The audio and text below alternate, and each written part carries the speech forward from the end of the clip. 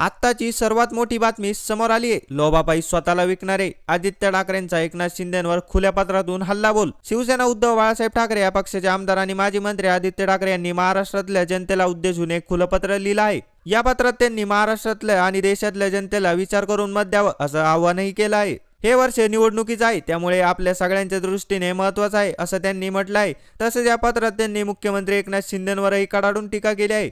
ज्यांनी लोभापायी स्वतःला विकलं ते उद्या आपलं भविष्यही विकतील असं म्हणत आदित्य ठाकरेंनी एकनाथ शिंदेंवर टीका केली आहे।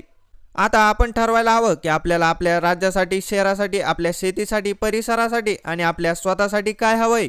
मी नेहमीच हे सांगत आलोय, जी माणसं वर्तमान आणि भविष्याचा विकास करण्यासाठी काहीच करू शकत नाहीत, भूतकाळातल्या वादात आपल्याला व्यस्त ठेवण्याचा प्रयत्न करतात। सत्य हे आहे की आपल्याला भूतकाळाबद्दलच्या भांडणांवर त्यांचं भविष्य अवलंबून आहे, पण आपलं भविष्य आपण आपल्या उद्यासाठी काय करणार आहोत यावर अवलंबून आहे। ज्यांनी लोभापायी स्वतःला विकलं, जे उद्या आपलं भविष्य विकायला मागे पुढे बघणार नाहीत, अशा गद्दारांच्या राजवटीत तुमच्या मुलांची तुमची प्रगती होईल का? असं खरंच तुम्हाला वाटतं का? काही कॅबिनेट मंत्र्यांनी महिला खासदारांना शिवीगाळ केली, काही आमदार फोनवर अधिकाऱ्याला धमकावत असल्याचे कॉलही रेकॉर्ड झाले आहेत, परंतु या सर्व कृत्यांसाठी त्यांना बक्षीस म्हणून बढती देण्यात आली असंही आदित्य ठाकरे यावेळी म्हणाले।